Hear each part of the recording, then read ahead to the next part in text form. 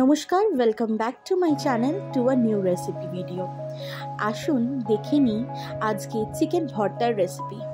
দেখুন তো এরকম চিকেন ভর্তার রেসিপি চলবে কিনা, আঙুল চেটে পুটে সাফ হবে কিনা। আসুন দেখে নিই কী কী উপকরণ লাগছে। আর ভিডিওটা আমি খুব ডিটেলসে বানিয়েছি, খুব ধৈর্য ধরে না স্কিপ করে কিন্তু পুরো ভিডিওটা দেখতে হবে।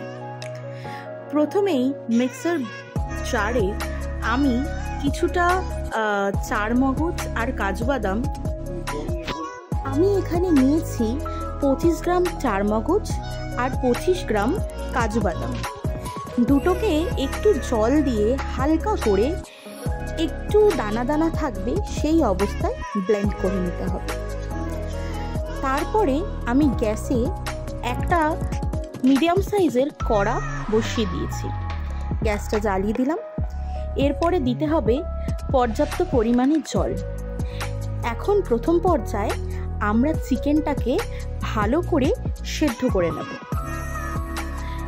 পর্যাপ্ত পরিমাণে জল দিতে হবে, আর জলের মধ্যে দিতে হবে একটা তেজপাতা আর একটু দারচিনি, লবঙ্গ এলাচ চাইলে দিতে পারো, তবে বলবো ওয়েস্ট না দেওয়াটাই শ্রেয়। শুধু দারচিনির একটা খুব স্ট্রং ফ্লেভার হয়, আর তেজপাতাটা যে কোনো জিনিসকে ভালো রাখতে সাহায্য করে। আমার এখানে চিকেনটা পুরোটাই ফ্রোজেন চিকেন, আমার ফ্রিজে রাখা ছিল। আমি এখানে 500 গ্রাম মতো ব্রেস্ট পিস নিয়েছি।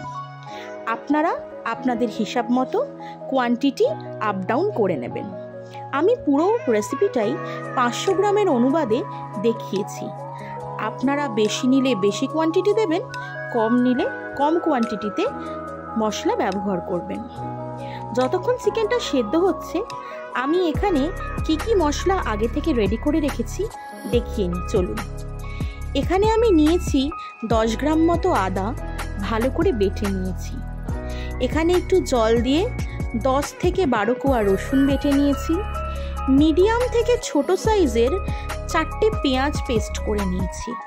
আর করে নিয়েছি বড় সাইজের একটু শক্ত দেখে একটা টমেটো, ছোট ছোট গোটা 7-8 কাঁচা লঙ্কা, একটু জল দিয়ে পেস্ট করা। 225 গ্রামের দইটাকে হাফ দিয়ে আমুলের নেবেন বা যে কোনো টক দই নিতে পারেন, ভালো করে ফেটিয়ে নিয়েছি। আর নিয়েছি বেটে রাখা 25 গ্রামের কমও নিতে পারেন, আমি এখানে পুরো 25 গ্রাম ইউজ করিনি। 25 গ্রাম কাজু বাদাম, 25 গ্রাম চারমগজ। ভালো করে মাঝে মাঝে চেক করছিলাম চিকেনটা ভালোভাবে সেদ্ধ হচ্ছে কিনা, একটু এপিট ওপিট করে নিচ্ছিলাম। প্রথমে কিছুক্ষণের জন্য, যতক্ষণ না ফ্রোজেন চিকেনটা ছেড়ে গেছে ততক্ষণ কিন্তু আমি জলের মধ্যে চিকেনটাকে খুলে ফুটিয়েছি, তারপরে আমি সেদ্ধ করেছি। এখানে কোনো রকমের আদা রসুন তেল কিচ্ছু ইউজ করিনি। যখন চিকেনটা সেদ্ধ হয়ে নামিয়ে নেব সেই পর্যায়ে আমি 2 চামচ মতো নুন ইউজ করেছি। স্টকটা কিন্তু রেখে দেব, তাই আমি বেশি করে এখানে জল দিয়েছি। দেখুন আমাকে এই পর্যায়ে আমার চিকেনটা কিন্তু ছেড়ে গেছে। আমি এখানে এদিক ওদিক করে ভালো করে এপিট ওপিট করে চিকেনগুলোকে সেদ্ধ করে নিচ্ছি। যদি আপনাদের ফ্রোজেন চিকেন না হয়ে টাটকা চিকেন হয়, চেষ্টা করবেন প্রেসারে সিটি মেরে নেওয়ার, আর না হলে একটু ভিনিগার দিয়ে আগে থেকে ভিজিয়ে রাখবেন। চিকেন ভর্তার চিকেনগুলো যাতে ছিবড়ে না লাগে, না হলেই কিন্তু যতই আপনি চেপে সেদ্ধ করুন, ব্রেস্ট পিস বা চেস্টের দিকের মাংসগুলো একটু ছিবড়ে কাইন্ডের থাকে। যদি ফ্রোজেন হয়ে থাকে তাহলে তার আর কোনো ভয় নেই। যতক্ষণ চিকেনটা সেদ্ধ হচ্ছে আমি এখানে পাশে একটা ছোট্ট হাঁড়ি বসিয়ে নিয়েছি, আর সেখানে দিয়ে দিয়েছি 2টো ডিম সেদ্ধ করতে। চিকেন ভর্তায় কিন্তু 2টো ডিম লাগেই, একটা ডিম গার্নিশিংয়ে আর একটা ডিম ভেতরে একটু ক্রাশ করে বা ছোট ছোট কুচি করে দিতে লাগে। এই তো চলে এসছে লাস্ট পর্যায়ে।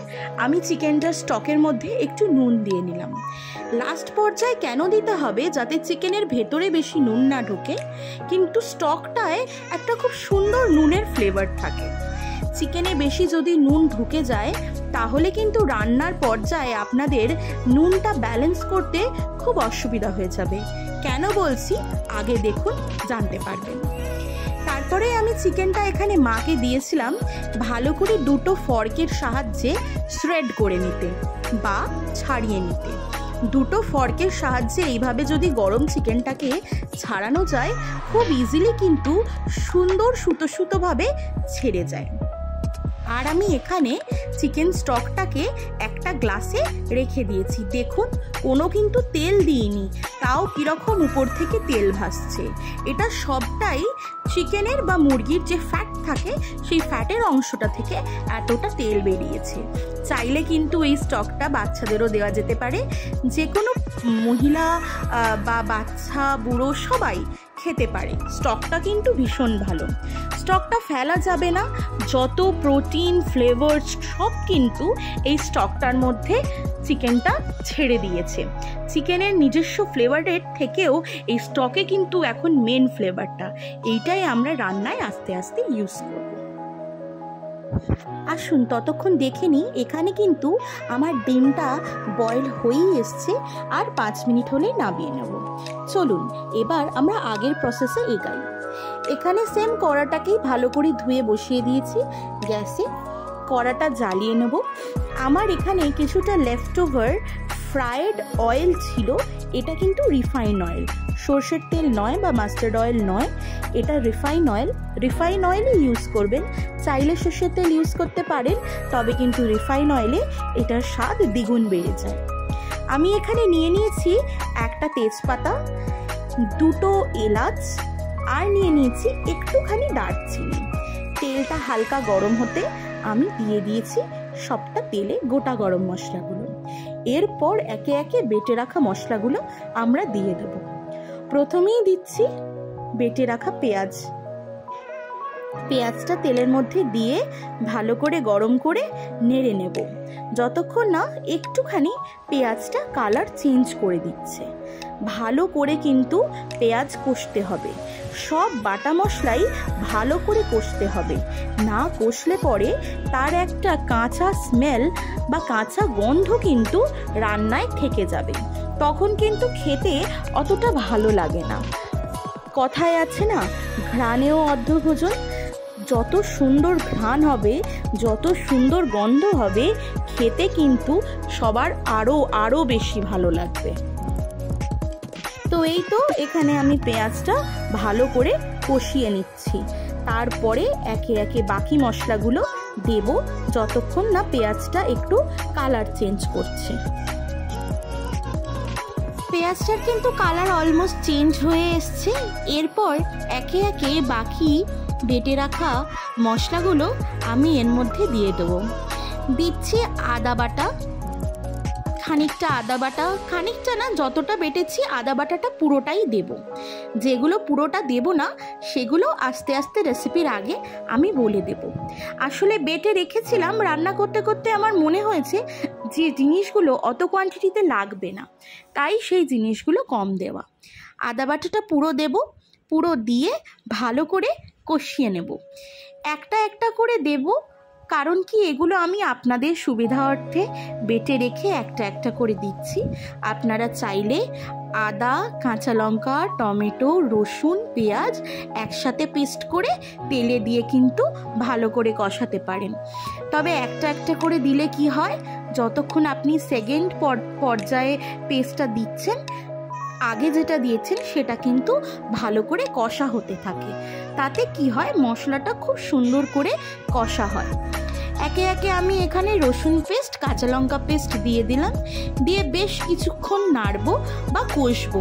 একটু তেলও দিয়েছিলাম, দেখে আমার মনে হচ্ছিল তেলটা একটু কম হবে, তাই তেল দিয়েছিলাম। এটা আমার ভেজে রাখা তেল, আপনি চাইলে একটুখানি রিফাইন অয়েল কিন্তু গরম করে নিতে পারেন। এখানে কিন্তু আমার ডিমগুলো একদম সেদ্ধ হয়ে গেছে। এই পর্যায়ে আমি ডিমগুলোকে বন্ধ করে নামিয়ে দেব। কষছি ভালো করে, কষতে কষতে এরপর দেব হচ্ছে টমেটো পেস্ট। আচ্ছা বলে রাখি, এখানে কিন্তু আমি টমেটো পেস্টটা পুরো দিইনি, যতটা দেখছেন তার হাফ দিয়েছি। কারণ কি, আমার পরে মনে হয়েছিল যে আমি কিন্তু এর মধ্যে টক দই দেব। টক দই আর টমেটো দুটো যদি বেশি পরিমাণে পড়ে, তখন কিন্তু একটা টক ভাব চলে আসে। তখন কিন্তু ওটা খেতে একটু টক টক লাগবে, অতটা ভালো লাগবে না। তাই আমি টমেটোটা হাফ দিয়েছিলাম, মানে আপনারা চাইলে হাফ টমেটো পেস্টও দিতে পারেন যদি বড় টমেটো হয়।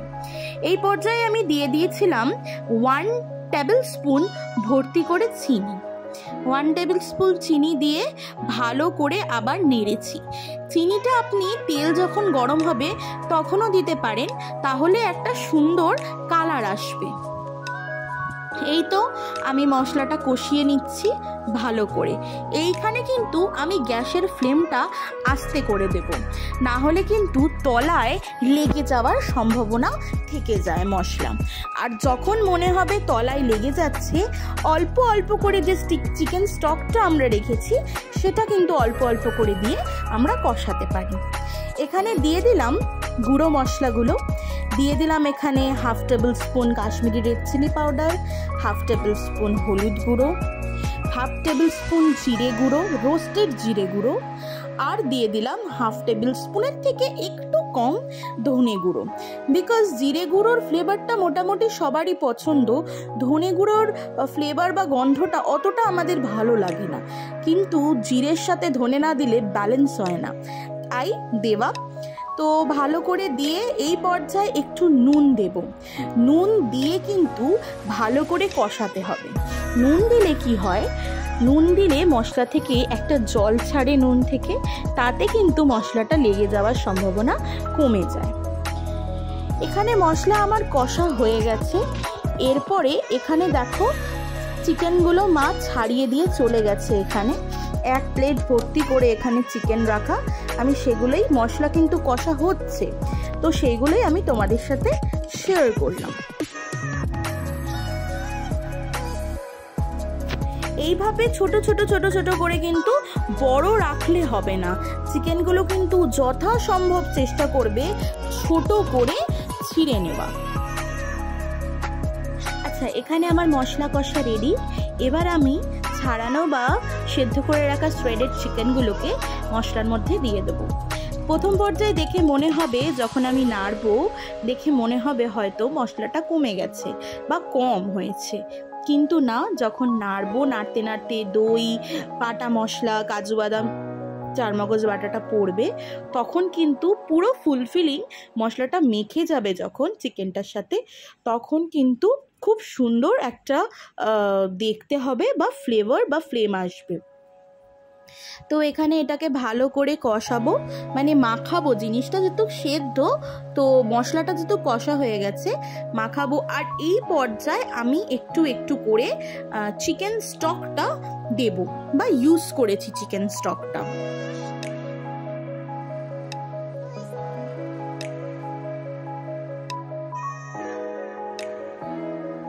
চিকেন স্টকটা কিন্তু এর মধ্যেই দেবে, এই পর্যায়েতেই দেবে, বা মশলা কষার সময় একটু ইউজ করতে পারো। যদি মনে হয় চিকেন স্টক কম আছে, চাইলে আরও গরম জল বা ফিল্টার ওয়াটার কিন্তু রান্নায় ইউজ করা যেতে পারে। কোনো রকম কিন্তু কলের জল বা অন্য রকম জল ইউজ করবে না, বা আয়রন জল ইউজ করবে না, তাহলে কিন্তু খাবারের টেস্টটা পুরো খারাপ করে দেবে। তো এইবার আমি দিয়ে দেবো আমার ফেটিয়ে রাখা যে দইটা ছিল, দইটা দিয়ে দেবো, ফেটিয়ে রাখা দই, আর দিয়ে দেবো হচ্ছে চারমগজ বাটা। প্রথমে দইটা দেওয়ার পর এখানে স্টকটাকে আবার আমি দইটাকে ভালো করে দইয়ের বাটির মধ্যে দিয়ে দইটাকে ভালো করে নেড়ে যে এক্সেস দইটা লেগেছিল সেটা ধুয়ে আমি কিন্তু কড়ার মধ্যে দিয়ে দিলাম। এগুলো হচ্ছে ছোট ছোট টিপস, এগুলো করলে আরও টেস্ট বেড়ে যায়। তারপরে দিয়ে দেবো হচ্ছে বেটে রাখা কাজু বাদাম আর চারমগজগুলো। এখানে আমি পুরোটা ইউজ করিনি, এখানে আমি বড় চামচের টেবিল স্পুন হিসাবে বলতে পারো 2 থেকে 3 টেবিল স্পুন মতো ইউজ করেছি। তো আপনারা তাই করবেন, যদি 25-25 নিয়ে থাকেন তাহলে 2 থেকে 3 টেবিল স্পুন মতো, মানে হাফ অফ দ্য পেস্ট আপনারা ইউজ করতে পারেন। তাতে একটা খুব ক্রিমি আর খুব সুন্দর একটা টেক্সচার কিন্তু এর মধ্যে চলে আসবে। ব্যাস নাড়িয়ে নিলাম, নাড়িয়ে এবার একটু জল দিয়ে দেবো, বেশি করে জল দিয়ে ঢাকা দিয়ে এখন ফুটতে দেবো সিমে করে। গ্যাসটাকে 15 মিনিট মতো ফুটতে দেবো। চিকেনটাকে আরও ভালো করে ভেতরে মজতে দেবো, সেদ্ধ হতে দেবো। যখন দেখবো পর্যায়ে হয়ে এসছে তখন একটা ডিমকে ভালো করে স্ম্যাশ করে নিয়ে একটা ফোর্কের সাহায্যে বা ছোটো ছোটো করে কুচু করেও কেটে নিতে পারো, দিয়ে আমি